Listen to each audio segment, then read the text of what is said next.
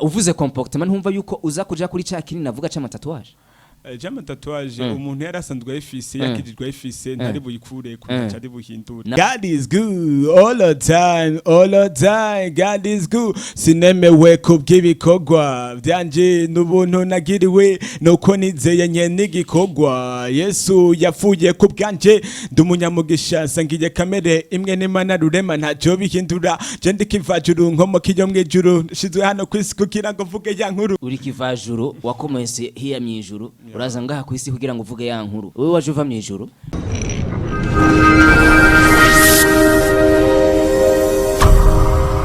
Everybody ndabona mukije mwese muri ko muradukurikirana muri Burundi Kingdom TV ndaziko muri benshi cyane mudukurikirana mu bice bitandukanye by'igihugu turi muri Buja Flavor muri 257 canke 25 Buja Flavor tubazanira amakuru atandukanye musanzwe mubizi ndaziko mwamaze kugira subscribe waramaze kugira ama commentaire menshi uragira ama partage ndaziko ibintu bimeze neza nta kintu twavuga duti muhezagirwe cyane Imana ibahezagire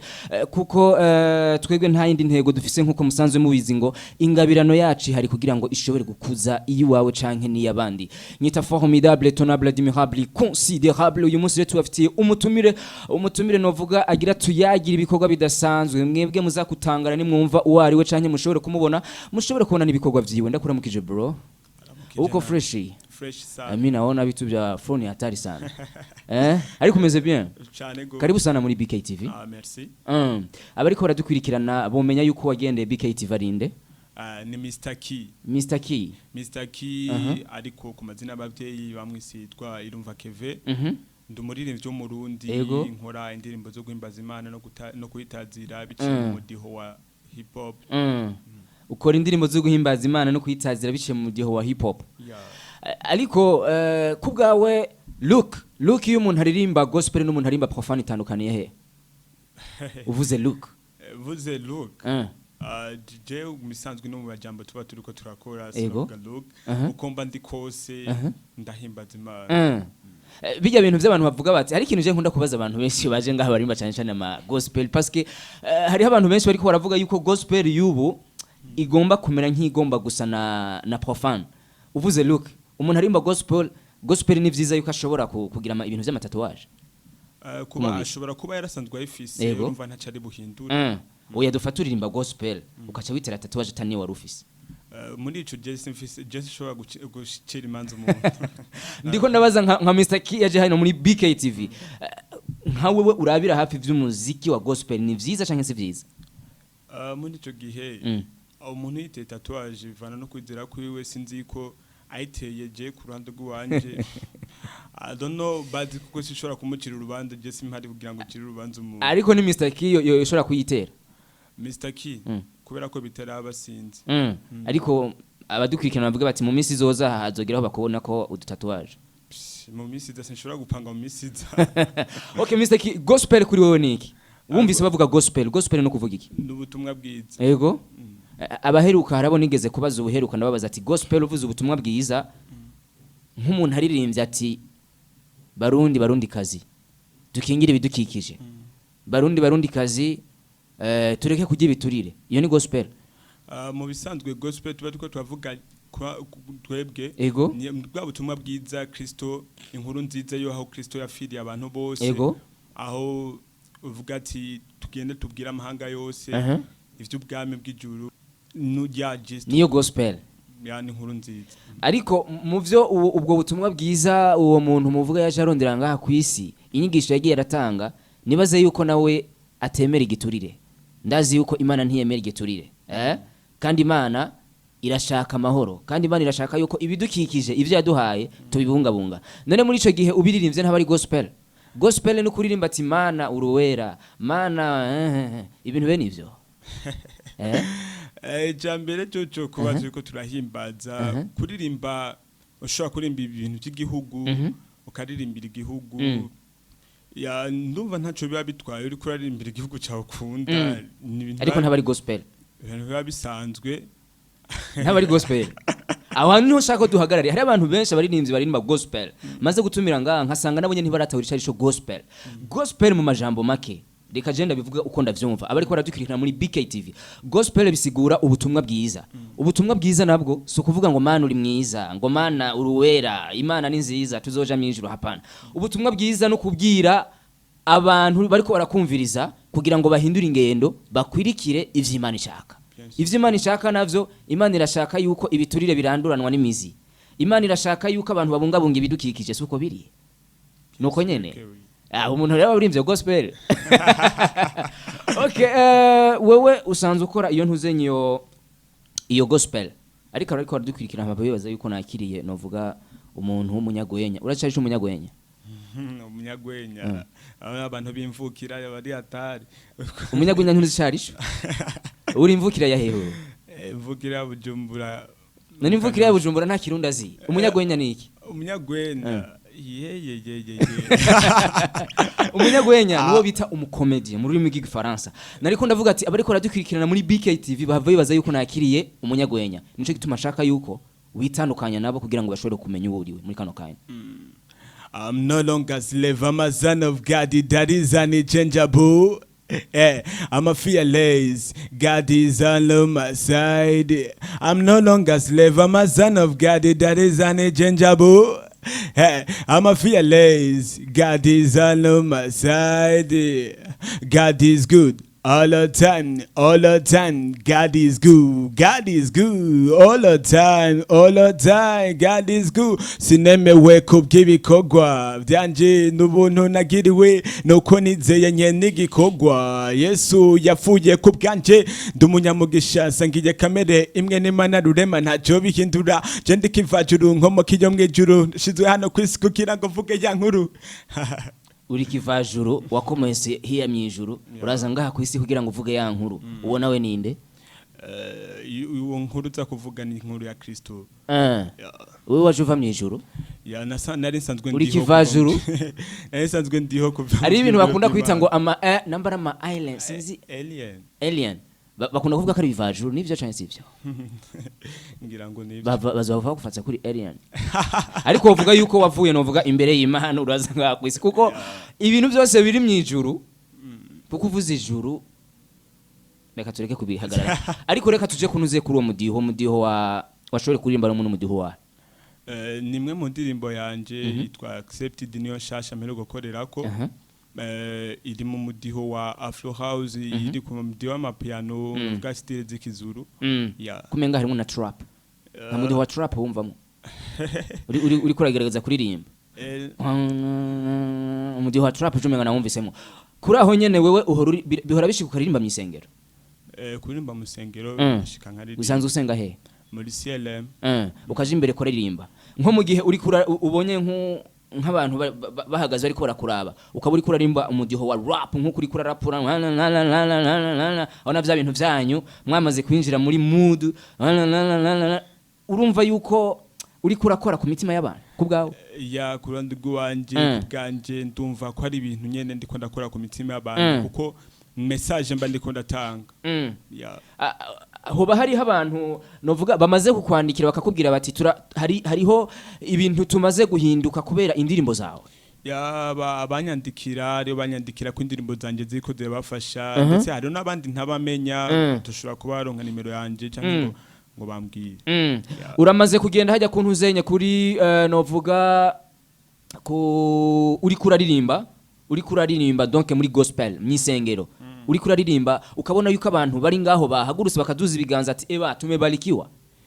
ku mudiho wa rap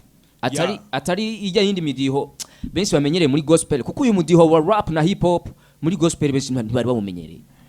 mu bisanzwe aho buri kuratanga ubutumwa benshi baranezerwa kandi benshi bikabagubwa neza ego nabandi ukabona neza nyene yuko bari muri mujya rap nyene bari mu diho rap nka pastor gahaguruka ari imbere gahaguruka ati pastor nikoti bihora bivaho tari sana je namaze kubona yuko umuziki wamaze gufata indi ntumbero no si kuvuga ko wafashe indi ntumbero kubera ko none hariho style yo gukora video gospel hari kubgawe nka Misaki uri kuraraba gospel kaduhagarika aho nyene uri kuraraba gospel yo kuri ba Fortran Bigirimana ba Dudu ba David Kera bon haraheze novuga imyaka sivyo ukuntu batanguye bakora na gospel y'ubu bitandukaniye he? Icyambere cyo no kubwira guhimbaza cyangwa gukora izindirimbo zo kuririmba muri no midiho. Yego. Icyambere cyo satani nico kintu yahoza akora cyo guhimbaza kicitwa Rusuferi yahora ahimbaza mu ijuru. Rero nimba ari hano kuri nosi ari karagerageza yaraje akopia zangabire ziyo. Arazikopia rero niho mu bisanzwe twebwe kuhimbaza n'ivyo abana b'Imana style zose ndiko ndakora nta gishasha kiba gihari guhimbaza kose style mbanzanye yani style nyene yo guhimbarizamo ariko ntiwanyishije neza ikibazo itandukaniro riri hagati y'uriya muziki w'abariya n'ububu mubona bitandukaniye he? Nta tandukaniro rihari kuko twese turahimbaza. Ugerageje kumva abantu bavuga yuko gospel yo kuri bafatwa kuri za ntaco nzoba aba bantu ze ba kamani ba David ba pastor ba Apollinaire zijya ndirimbo basohora urazibona zijya ndirimbo ndazi ko zizi nizubu nta tandukaniro rihari. Mu bisanzwe twese turakora kiretse uko umwe abakora R&B undi abakora rap niho navuga uko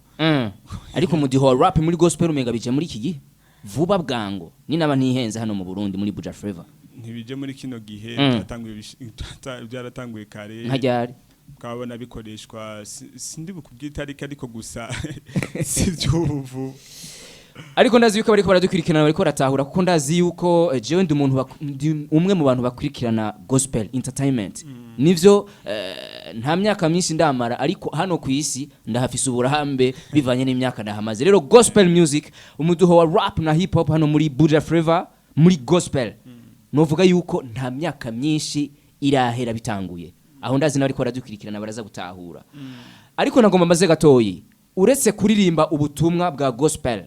uretse ubutumwa gusa mutanga muri gospel nica he kindi kintu cyo tandukanya uririmba gospel na profane? Icyambere kibatandukanya nuko twebwe ntituririmba abakunzi navuze uretse ivyo muririmba ivyo kuririmba bisire pembeni uretse ivyo kuririmba ibindi bintu vyotandukanya baririmba gospel na profane. Uretse ivyo kuririmba ibindi bintu byo batandukanya yego. Icyambere kuri comportement no kwibaza kuri ivyo uvuze comportement ntumva yuko uza kuja kuri ca kinini navuga ca matatuage umuntu yarasanzwe ayifise yakijijwe ayifise ntari buyikure kuca ari buhindura. Navuze nti mu gihe ubusanzwe urimba gospel atayufise ukabona ati mije namaze kuba umustar kuko umustar igisigura inyenyeri suko inyenyeri abantu bose bakenera kuba bayibona iyagayaga ciciri harageze yuko abantu bambona yuko ebana mina wakasana reka nitera matatuage he aho cyuyumvira uko namaze kwa gadomstare reka shire kibi nibi ndibaza sinzi yuko raje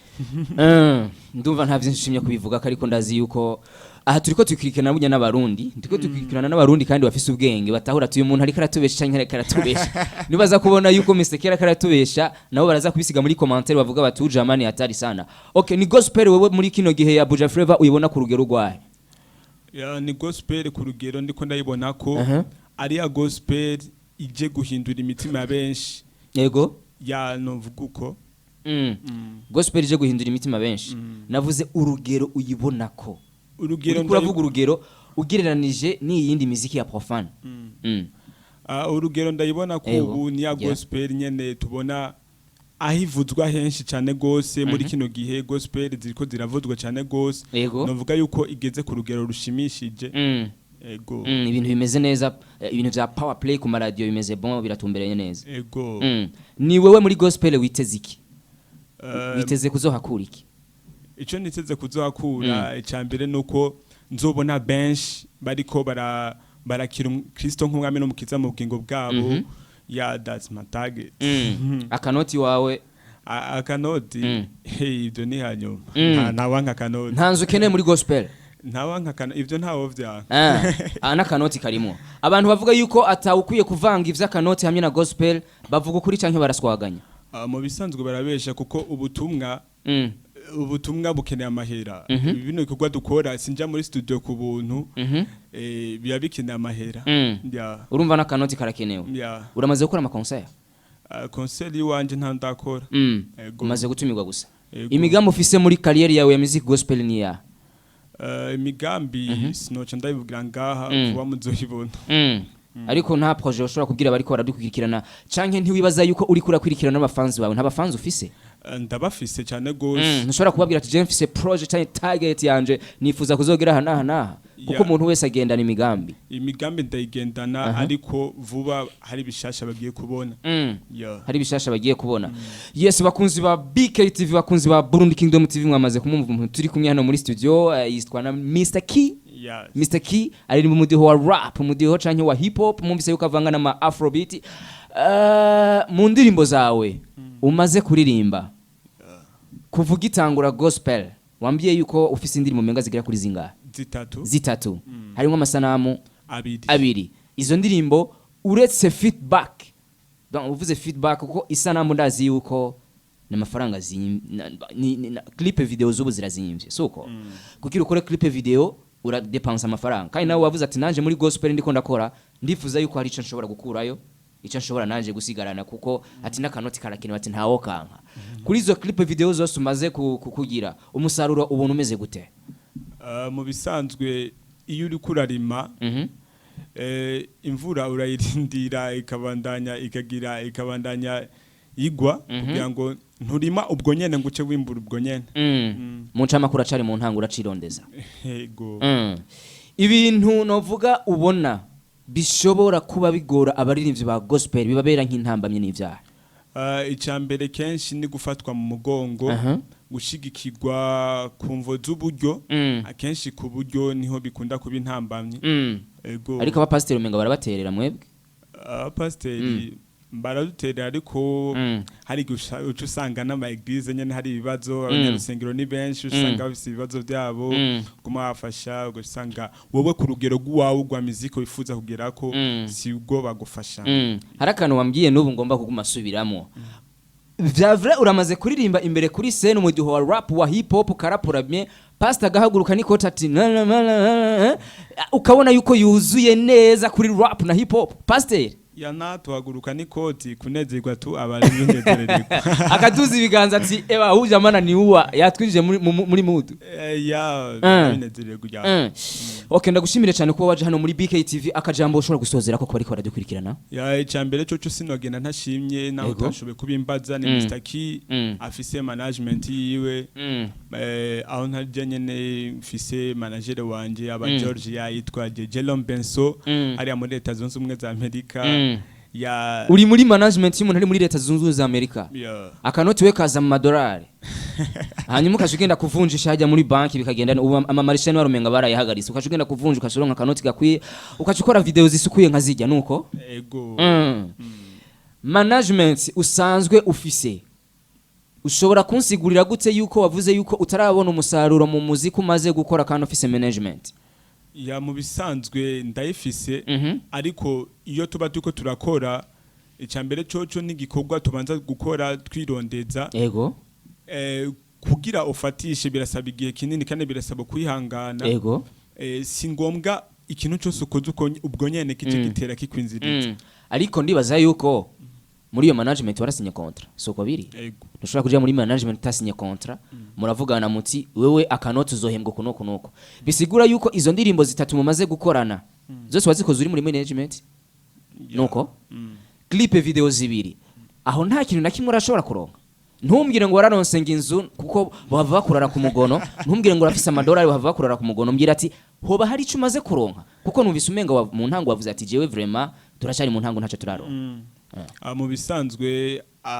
sinje kuvuga ngo naronse ibinibi ya ibyo nibanga ukaba uri kuribeshera brother ntubavuga nk'abandi bifesi yaririmba ngo bafaking ubuzima ngo ngavuga ngo yambara impuzu ngo ya $2,000 ngo kandi ngari imishweka yaguze mu ruvomera ibyo sino bihagarara ko ndagushimire cyane bro namwe murakoze cyane gose nongera mbwira abakunzi banje abakunzi b'umuziki gospel ndetse n'abakunzi b'umuziki ndundi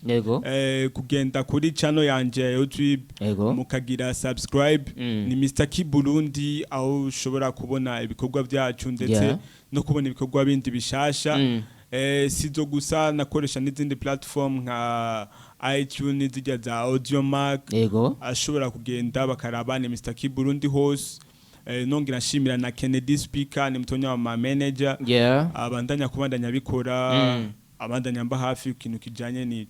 we ndumva support ni nyinshi cyane ibintu bimeze neza ahanje nuvume ngo noshobora kubashimira mwese mwari ko muradukwirikirana muri Burundi Kingdom TV twari kumwe na Mr. Ki umu artiste akomeye cyane hano muri Buja Flavor wumvise yuko afise rap afise flocal ariko ntiyogenda atongeye kudushira muri mood bro je nshaka yuko twinjiza muri mood cyane duheze ikiganiro bimeze neza biryoshye cyane numve yuko twari twagenye n'umurapper umuhipapper ya twende numva no gumani twengera nibutse Kristo muri je ko ariho yibera bamwe bavuga nta mutima nkigira kuko ijambo bwoba muri je wari takikora nubona genda tacho ni nona ni Kristo muri je waburya ni nawe tugendana uburya nkunda nta bipunguza rongereza aho ndi nikabari muri make ntituvana nabwa bubasha bw'amazura bukorera muri je we ntako buraja ndamwita data nanje akanyitsa umwana ndumuraganwa na Kristo rekanirire kubiragwa ibitu ni hatari sana wowe uri kuradukurikirana izi flow waruzimenyereye muri gospel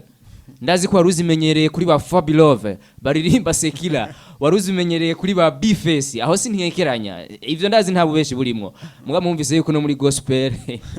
hamaze gusha nuvume ngo noshobora kubashimira mwamaze kugira subscribe wamaze kugira commentaire wavuze ati iganiro kimeze bien partage nyinshi cyane ba bro turabakunda cyane ni BKTV formidable ciao